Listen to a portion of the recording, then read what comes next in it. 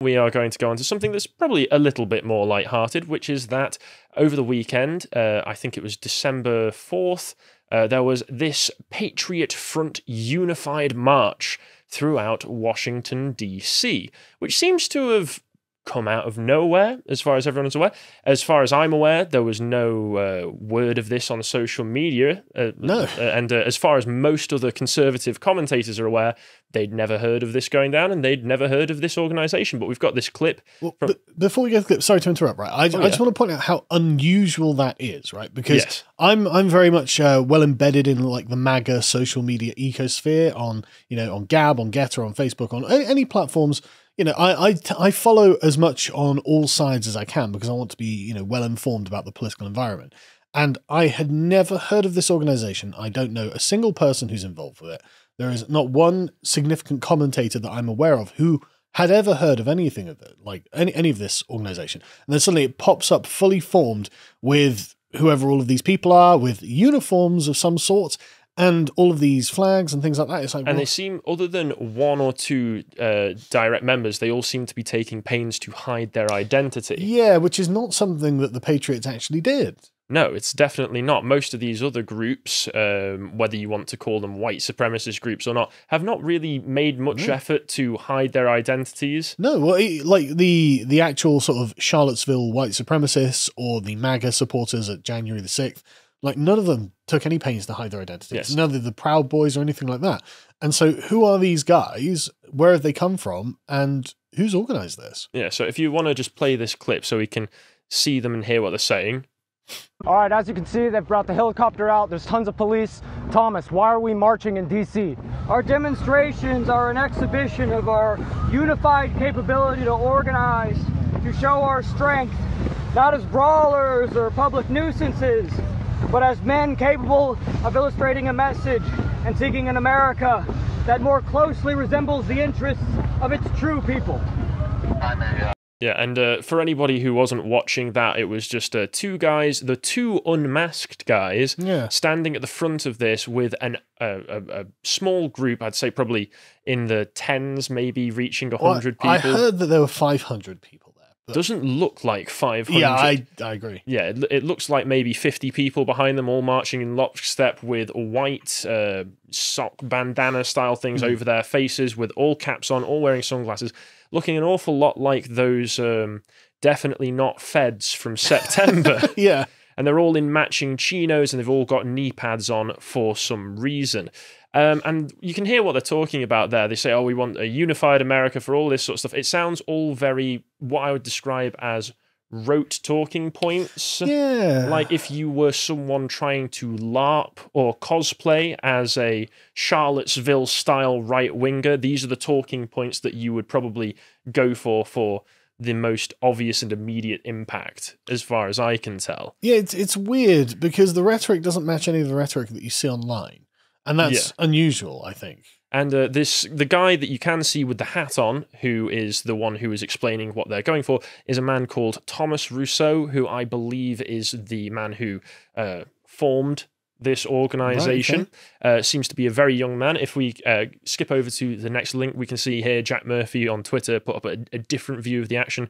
So it's just, once again, a large number of these people. This one looks more like it could reach that 500 number. Still not that many that I can see, but they're all walking along carrying American flags. One of them's drumming. They all seem to have shields as well for some reason.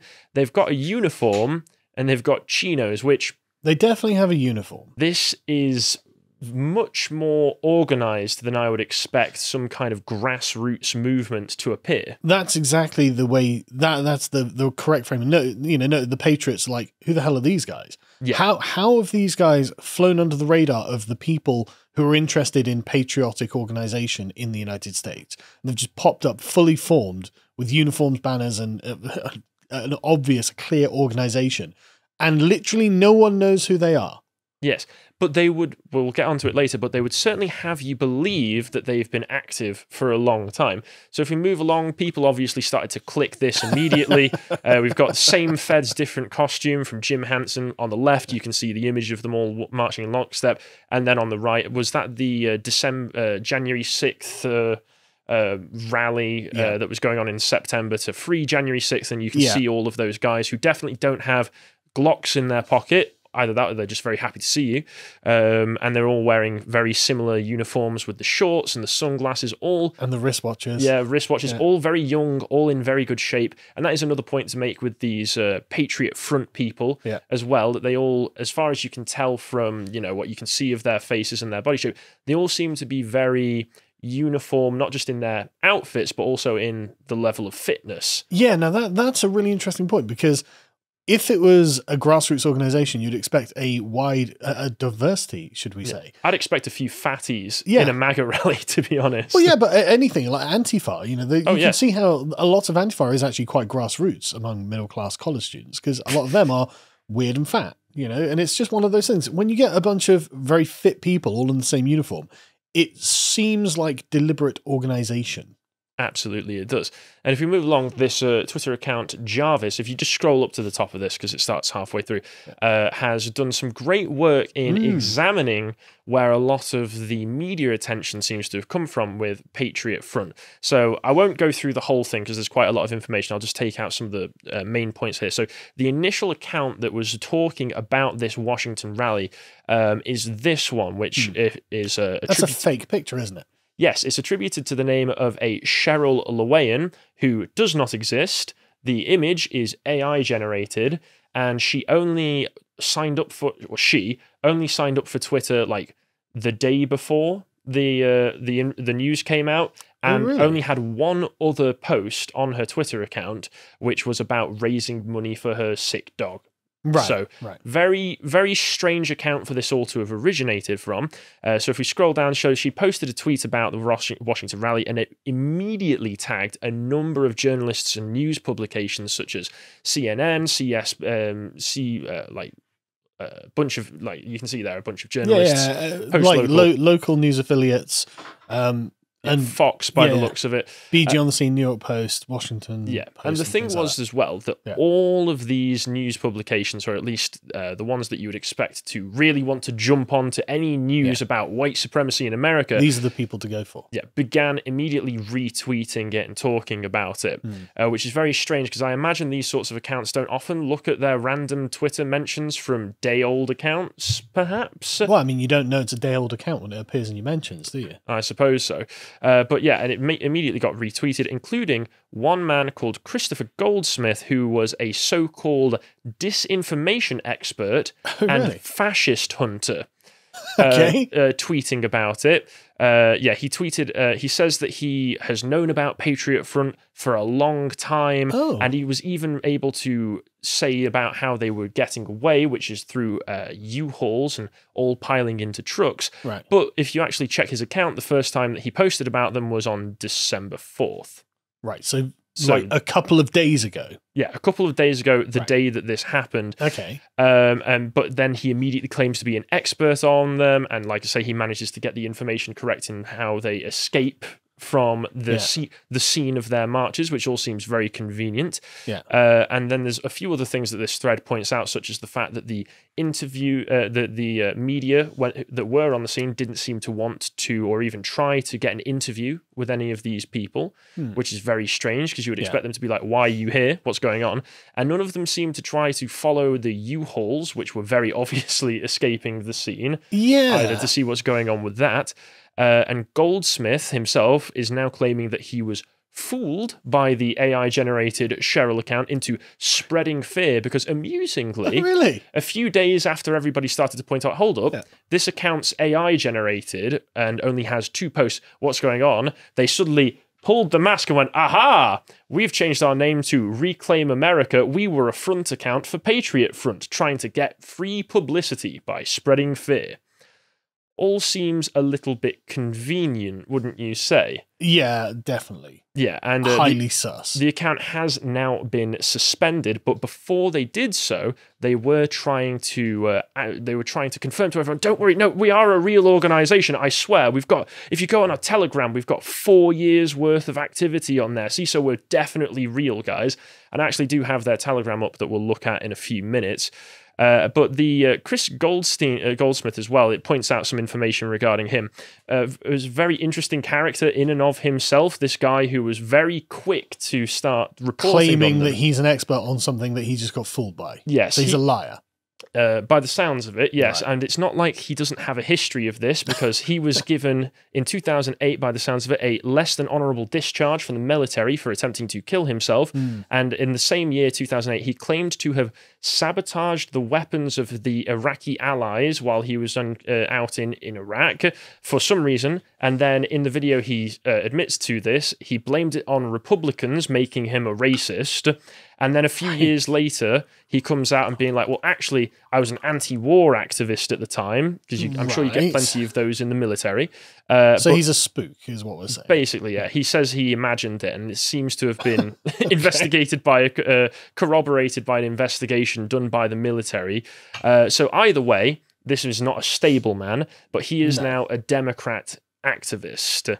What a shock. I know, what a shock. And he has he works as the associate director for Vietnam Veterans of America. He's contributed to CNN and other news networks, and has participated in a town hall with AOC and all those sorts of people. So he really does fit the bill of someone who would be absolutely chomping at the bit to get the foot in on news like this. Right.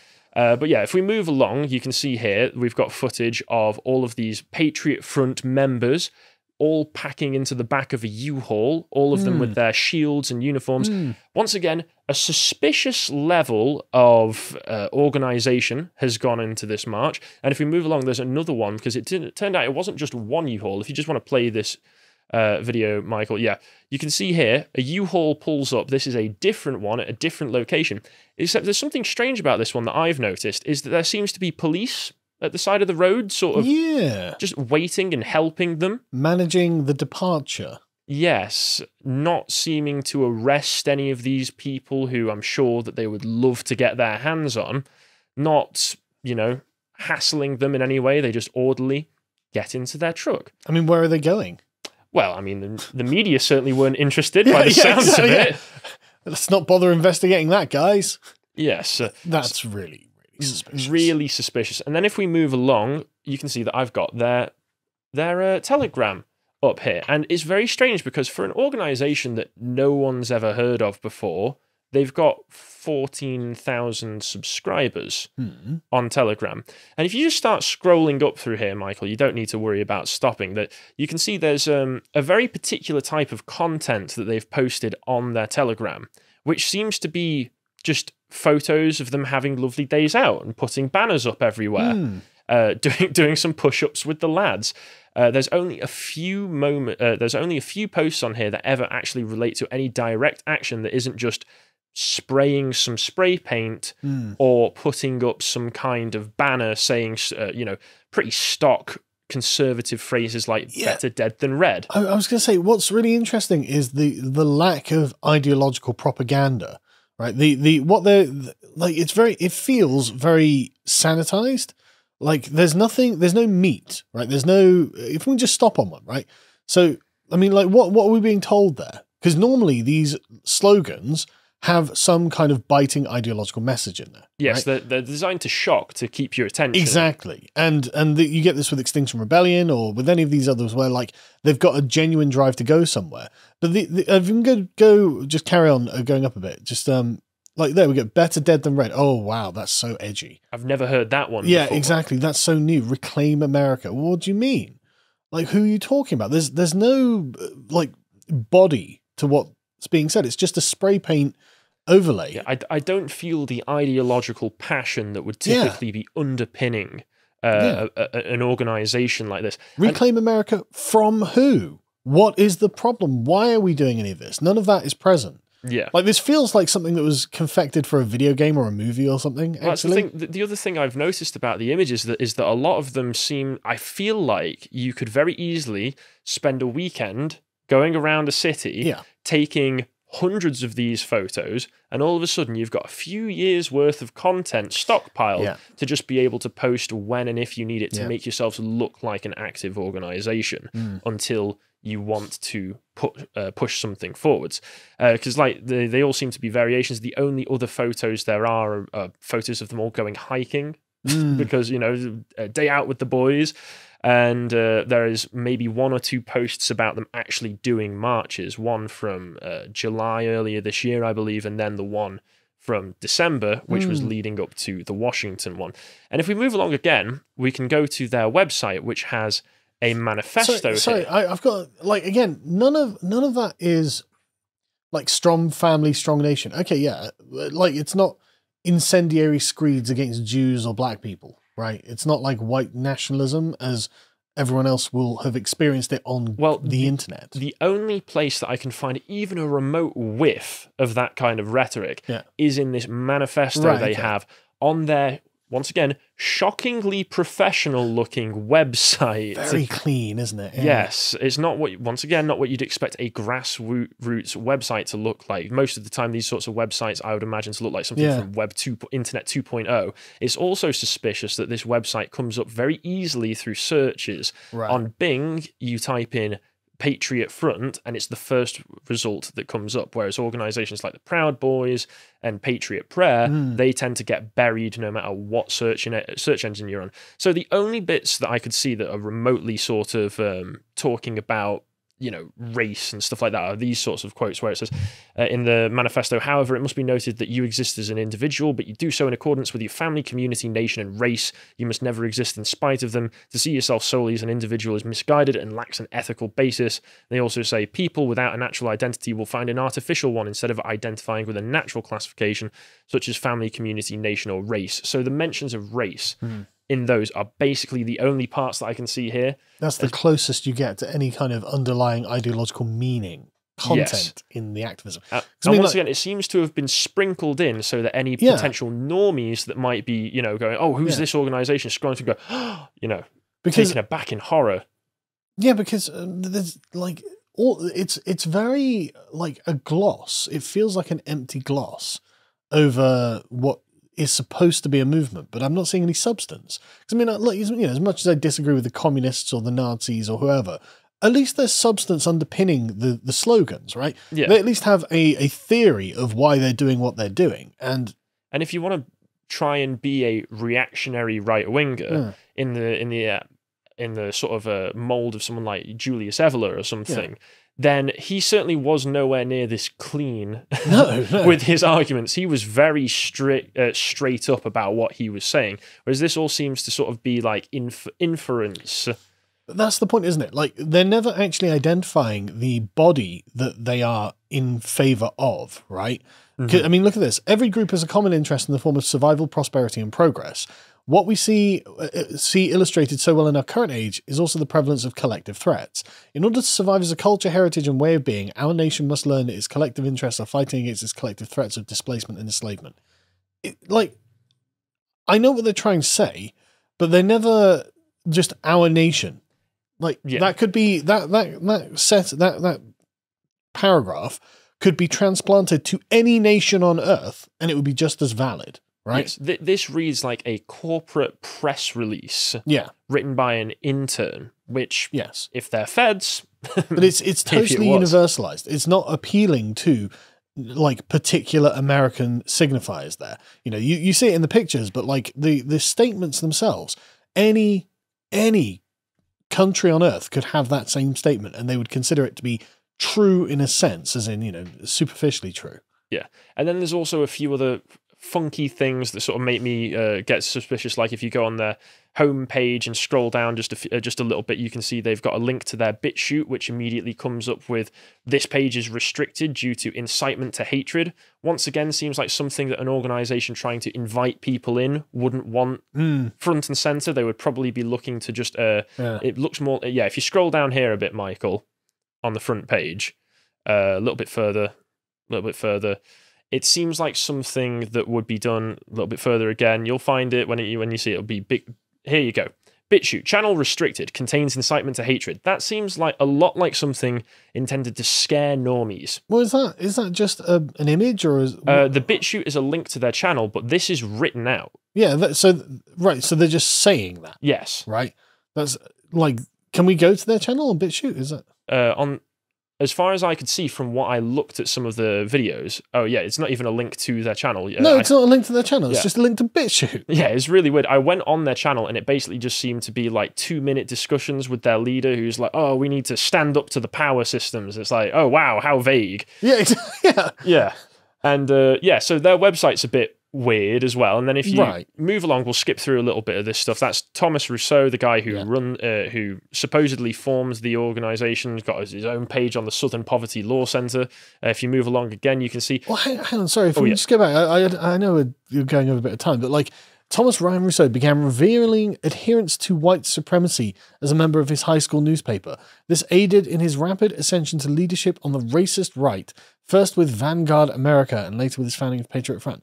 Like it sounds like controlled opposition, right? It really does.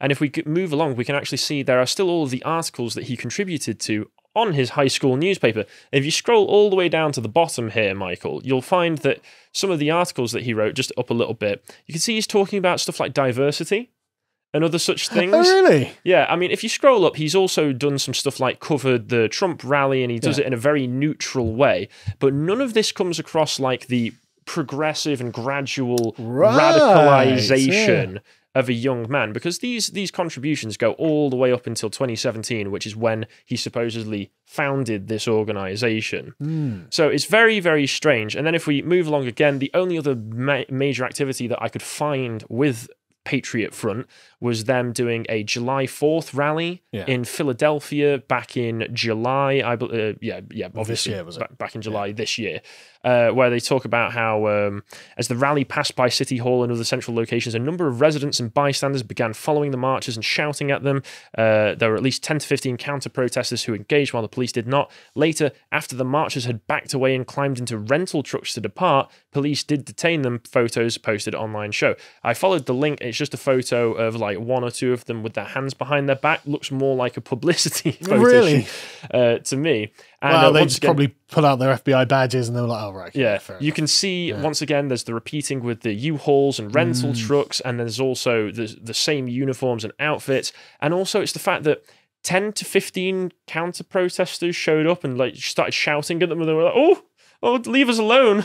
You know, getting scared off by a bunch of like counter-protesters. The MAGA chaps would not run away at 10 to 15 counter-protesters. Yeah, it's very strange. And then if we move along again, you can see here that Antifa has immediately grasped the hold of this and started to point out, oh, Trump loyalists in the GOP, their son's a member of Patriot Front and Revolt Through Tradition and other such neo-Nazi organizations. So what has happened is over the weekend, this organization that nobody had heard of comes out of nowhere with this big publicized rally at Washington, and as soon as it happens, all of the Antifa and Democratic establishment elites have started to use this as a rallying point and something to once again point to, look at all this white supremacy that's going on in America right now, which once again seems a little bit convenient. Seems like bollocks to me. Yeah, it seems like bollocks to me too.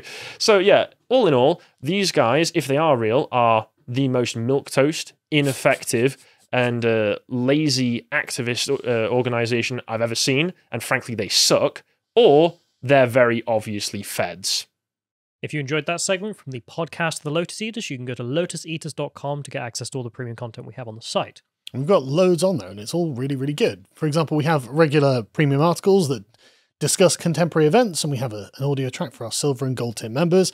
And of course, we have our regular series on there. We've got Contemplations, which is Josh and whoever he wants to have talk to him about a particular topic. On this one, he's talking about talking to Bo, about in-group preference.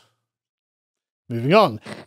Bo and myself also do the Epoch series, which says talking about history. This one's Belisarius Part 3, because Belisarius was a 6th century Byzantine general, and he had an amazing career and a genuinely tragic end.